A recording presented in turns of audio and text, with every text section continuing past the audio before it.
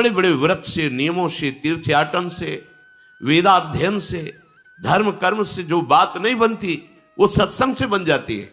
ये मनमानी आचरण होने पर फिर कृपा काम नहीं करती। आप जो चाहे वो निंदनीय कार्य करे और गुरुजनों की कृपा आपको विमान पे बैठाल के परम पद पहुंचा दे, ऐसा आज तक हमने नहीं सुना, पढ़ा नहीं, संतों से कहीं ऐसी बात नहीं सुनी।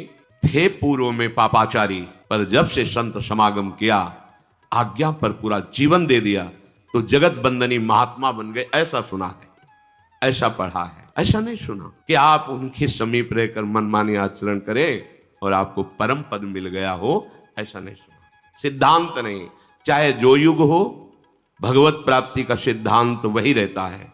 हाँ, कुछ कमी बेशियां साधना में हो जाती हैं, पर भगवत प्राप्ति के सिद्धांत में नहीं। थोड़ी भी सिद्धांत की चूक, वो चूक ही होगी, आपके हृदय के आनंद को सुखाने वाली होगी। इस समय जो आपको अवसर मिला है ये अमोघ है।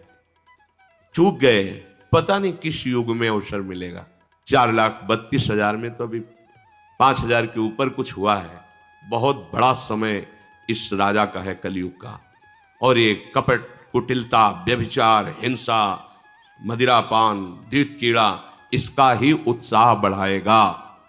इसका राज्य है। अगर बच सकते हो तो एकमात्र समर्थ है जो तुम्हें इस कलिकाल में बचा सकता है, वो भगवान नाम।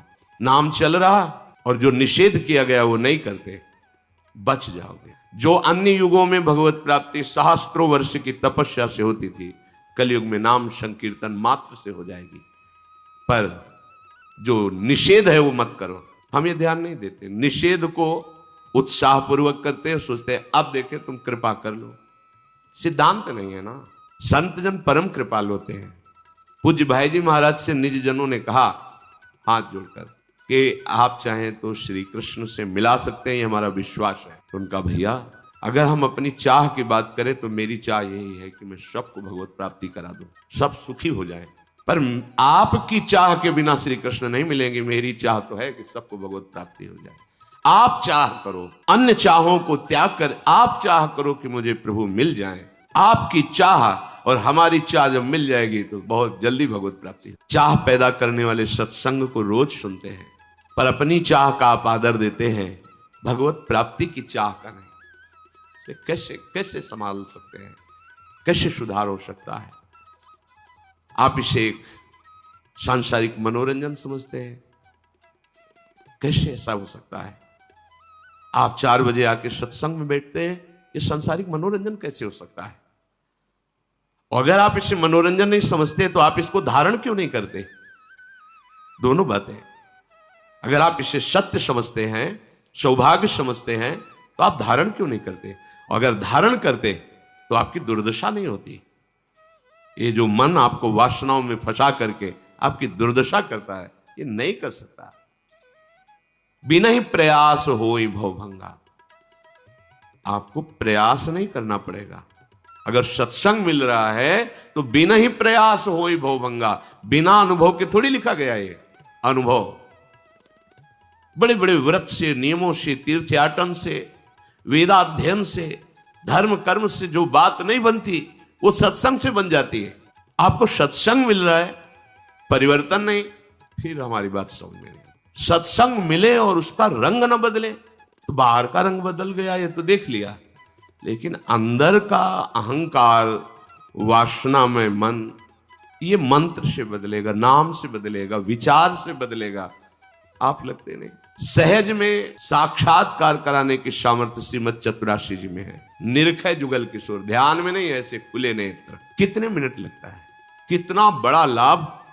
अगर आप रफ्तार से गायन करें तो 45 मिनट, थोड़ा मन घंटा, सवा घंटा, राग पूर्वक गान करें 1.25 घंटा।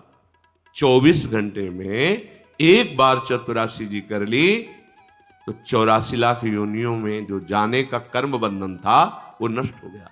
छुटी 84 भ्रमंते। ये सब ऐसे महापुरुषों के वचन है कि भगवान अपना प्रण भूल सकते हैं, लेकिन इन प्रेम सिद्ध महापुरुषों के वचन नहीं। भीष्म जी के वचन के लिए अपने प्रण को तोड़ दिया, फिर ये तो महाप्रेमी जन है जो प्रियालाल की सहचरी भावना में सिद्ध होकर आठों पहर सेवा में है। एक बार चतुरासी जी का रोज गायन 84 लाख योनियों में आप नहीं फंसेंगे। छुट्टी 84 भ्रमंते निरखै जुगल किशोर। निरखै जुगल किशोर भोर और रैन न जाने, कब रात गई कब दिन गया इसका भी होश नहीं। तो फिर भोगों का चिंतन कैसे होगा, भ्रष्टाचरण कैसे होंगे। निरखै जुगल किशोर, सामने जुगल किशोर हैं तो हमारा विषय चिंतन बनेगा क्या? जब सामने विषय है तब उसका चिंतन हो रहा है। कितनी बड़ी सिद्ध वस्तु है। पर नहीं, हमें भूख ही नहीं है जुगल किशोर की, इस भयावह संसार से मुक्त होने की भूख ही नहीं। जब पूज्य श्री जयदेव जी का चरित्र पढ़ा तो प्रारंभ में नए तो हृदय जल गया।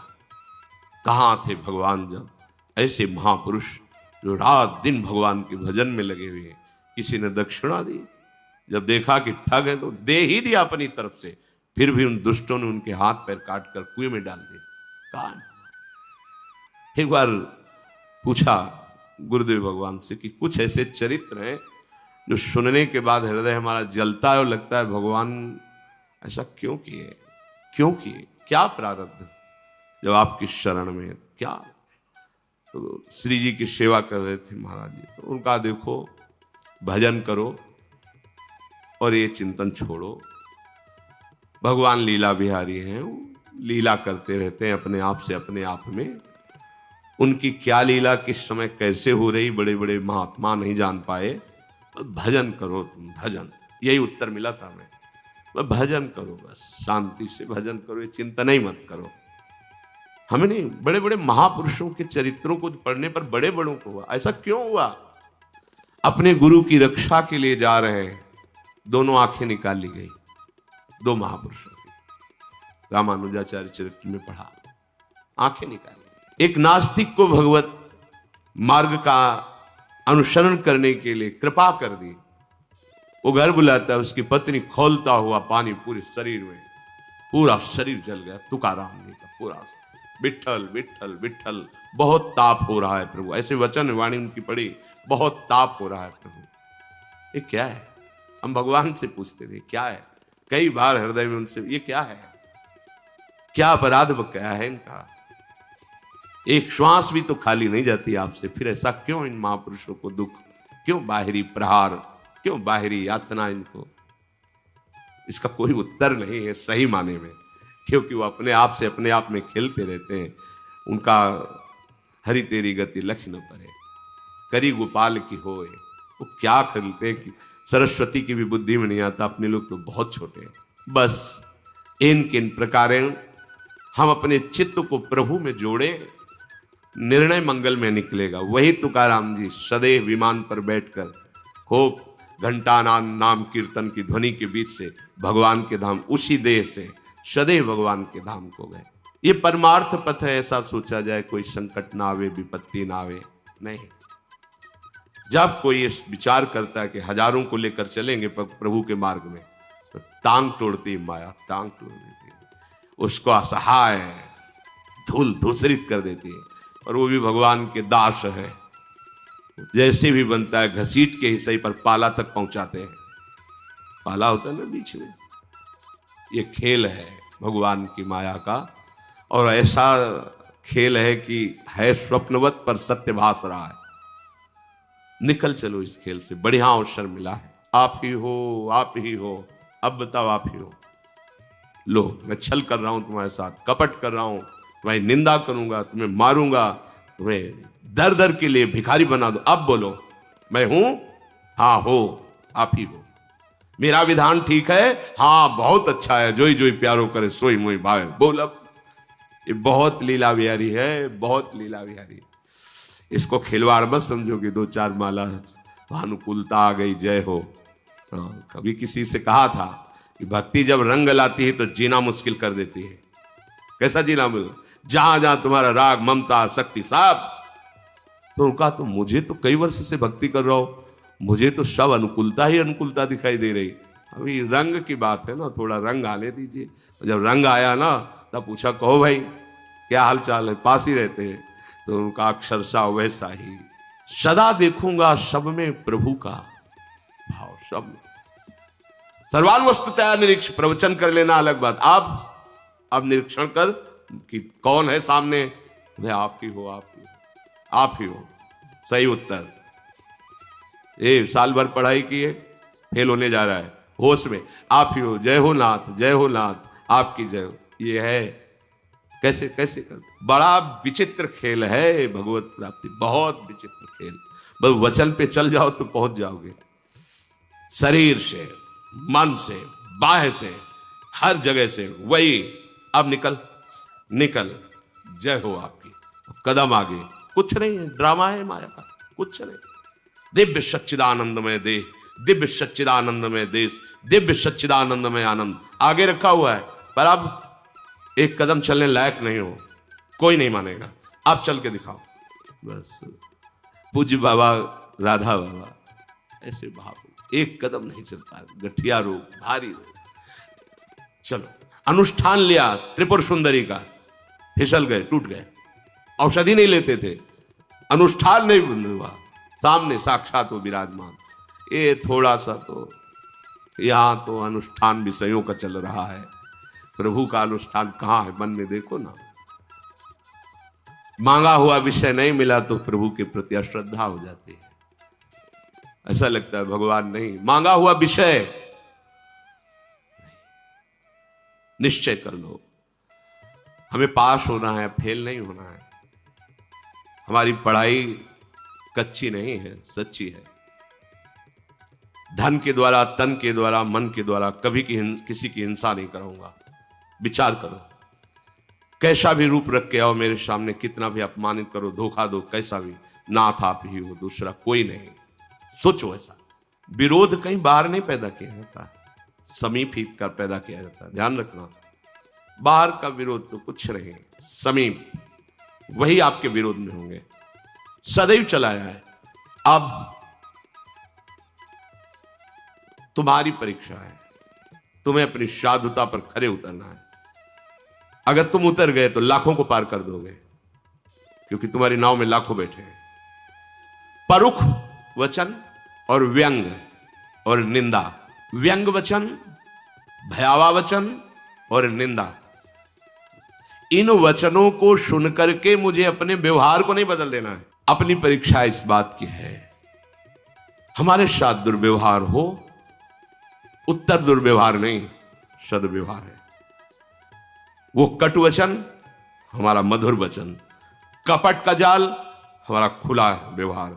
कहीं भी किसी भी तरह का उनका प्रभाव हमारे हृदय में न पड़े, यही हमारी बात है। डरना नहीं, अपना जो दिनचर्या है उसको बदलना नहीं किसी भय से। अब श्री जी कल शरीर कर दे, आने ही न दे, मतलब आने लायक न लग जाए, वो बात अलग की है। कोई भय नहीं कि कौन क्या कैसा, नहीं, अपने मार्ग में सीधे लक्ष्य पे चलना। सब में अपने प्रभु का भाव रखकर अमृत में वचन बोलना, ये विराट भगवान का स्वरूप है। भाग करके रात्रि के 2:45 बजे रोड में खड़े, कौन है? ये हमें दर्शन देने आते हैं। मेरे विराट भगवान है, विविध रूपों में आकर मुझे दुलार कर रहे हैं। मेरे प्रभु, मेरे स्वामी हैं, इनसे हम भय करें? कोई कुछ नहीं, कोई है ही नहीं। और उनको जब करना है तो मेरा कुछ है ही नहीं। कभी भी जैसा चाहो, तन मन प्राण सब आपको समर्पित है। जब जैसा चाहो, जैसा विधान, जैसा खेल, वो आपका। नमन करूंगा मैं सबके पद कमलों में हो भाव विभोर। जब हमारी वृत्ति इस तरह की होगी तो भगवत साक्षात्कार करने के लिए पद्मासन नहीं लगाना पड़ेगा।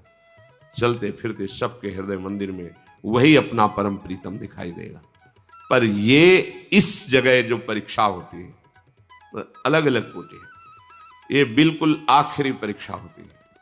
इसे पार करना ही होता है। जिनके मस्तक पर लाखों मन फूल चढ़ा होगा, बुढ़िया बाबा, बड़ी अपार श्रद्धा है, साक्षात ब्रह्म, ऐसे ही पद्मासन में बैठे हुए सभा के भीतर गड़ासा चल रहा है, फव्वारे खून के, ओम ओम ओम। क्या है ये भगवान का खेल? एक बार नाम ले तो पीछे डोलते हैं। ये तो ब्रह्म स्वरूप महापुरुष है।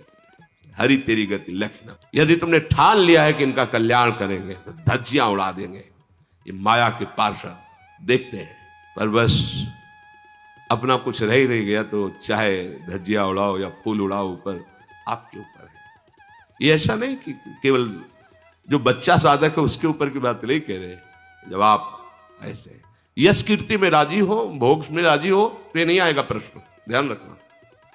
ये प्रश्न नहीं आएगा क्योंकि आप पता है कि वहीं गिरे हुए हो, आगे बढ़ नहीं सकते। अगर उसके आगे कदम बढ़ाया फिर जो शुरू होता है पीड़न, प्रहार, अत्याचार, निष्कासन, निंदा, अपमान। अब इन फूलों का हार बनाकर पहन लो तो प्रिया प्रीतम के समीप पहुंच गए। अच्छे से समझ लेना, ये आशा मत रखना पावड़े बिछा, हो सकता है पावड़े बिछाए जाए, लेकिन आगे चल करके जब आपका फाइनल एकदम, क्योंकि आप अकेले निकलना चाहो तो चुपचाप गुफा में बैठ के भजन करो, निकल जाओ। लेकिन हजारों को लेकर चलना चाहोगे, पैर तोड़ देगी माया, उसका स्वभाव है।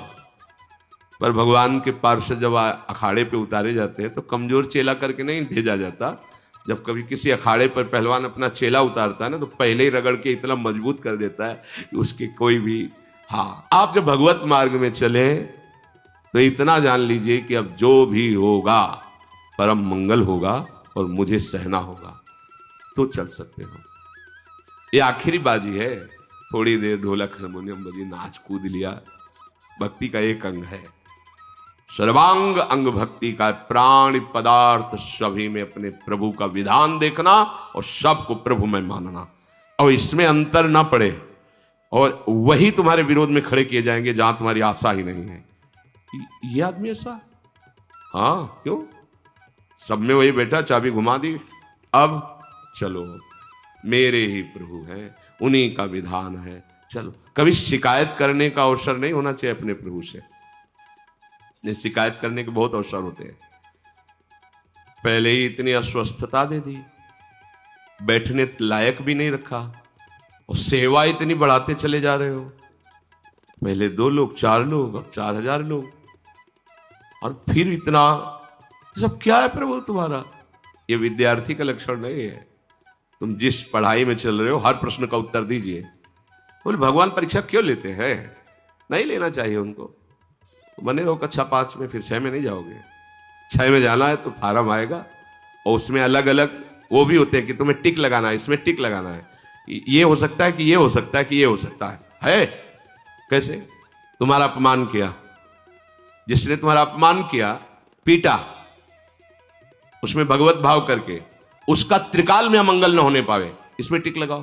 बोले लगा दिया, बोले निकल जाओ। ये है, ये प्रश्न है। करत जे अनसहन निंदक तिनों पे अनुग्रह करो। इतना भी मन में नहीं आना चाहिए कि देख लेंगे, नहीं आना चाहिए। अगर उनको देख लोगे तो फिर प्रियालाल को नहीं देख पाओगे। आंख झुकाओ, तुम ही हो, तुम्हारा हर विधान स्वीकार है, कभी शिकायत नहीं करूंगा, कदम आगे। इतना तो धैर्यवान बनना ही पड़ेगा भगवत प्राप्ति करने के लिए, पक्का समझो। ये बहुत भ्रमण से बड़े बड़े महापुरुषों को देखा, वहां की सब बातें सुने।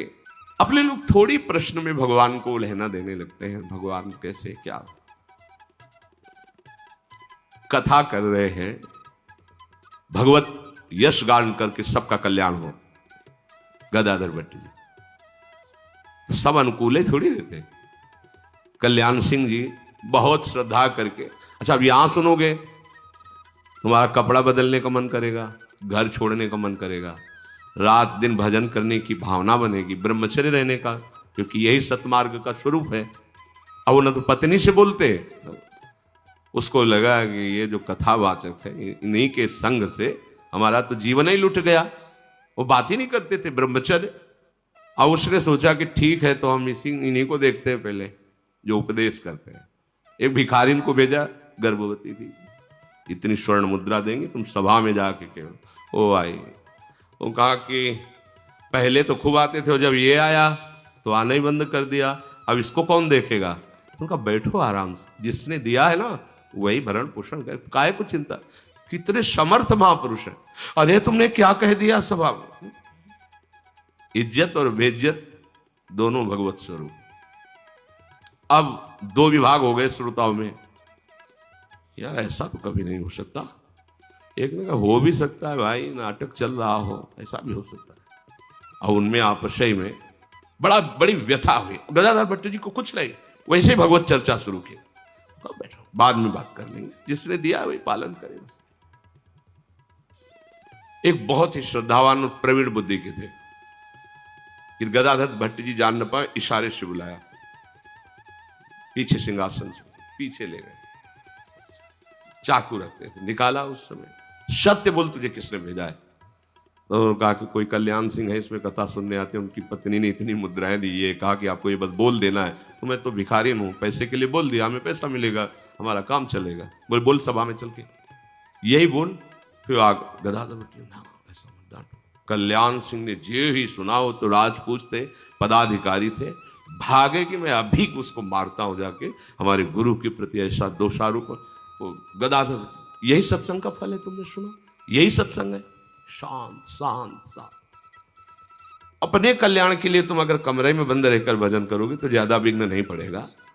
प्रश्न उत्तर आते, अगर किसी के कल्याण का ठेका लिया, धज्जियां उड़ा देगी माया, क्योंकि वो शाप को अपने अंडर में रखे हुए है। तो अब जैसे नाम कीर्तन, लीला गायन, शास्त्र सम्मत सिद्धांतों से चलना, तो इसमें इतना बलवान बनना पड़ेगा उपासक को कि जिस माथे पे फूल चढ़ते हैं उसी पे पादुका भी चल सकती है, जिस गले में हार उसमें फांसी भी लग सकती है, जहां सब प्रणाम वहां गालियां भी मिल सकती हैं। इतनी हिम्मत रख करके सत्संगी हो, अपने लोगों इतनी हिम्मत रख करके इस मार्ग में चलने, केवल फूलों की तरफ ही मत देखो, केवल प्रणाम की भी, तो इसके पीछे भी कुछ है। वो जब आएगा तो होश उड़ जाएगा। इसलिए इसको स्वीकार नहीं करोगे तो उसको स्वीकार करने की सामर्थ्य तुम्हारे हृदय में हर समय रहेगी। निकलना है, निकलना है, बस ठान लो, निकलना है इस भयावह संसार से, कोई अपना नहीं। महाप्रभु ऐसे नहीं लिख दिए, पाए जान जगत में सब जन कपटी कुटिल कलयुगी टंच। तुम्हारे सामने भोग आएंगे, तुम्हारे सामने सम्मान आएगा, तुम्हारे सामने प्रश्न खड़े होंगे, अपमान होगा, निंदा होगी।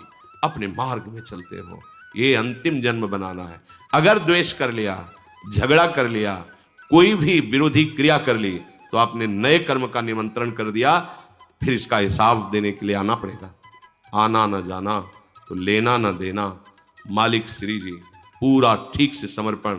ये हम केवल विरक्तों के लिए नहीं कह रहे, सबके लिए कह रहे हैं। ये भगवत मार्ग है, इसको अच्छे से समझ लो, शांत भाव से। मृत्यु से बड़ा कोई दुख नहीं है, और वो आने वाली है सबकी। दिन तिथि तारीख निश्चित है, अपने को पता नहीं, इसलिए हर समय तैयार रहो। या न कोई दुश्मन है, ना कोई दोस्त है, अपना समय श्री जी में लगा दो। ये माया भेजेगी जिससे तुम्हारा श्री जी का चिंतन छूटे और उनका चिंतन हो, चाहे द्वेष में चाहे राग में। ये नहीं होना चाहिए।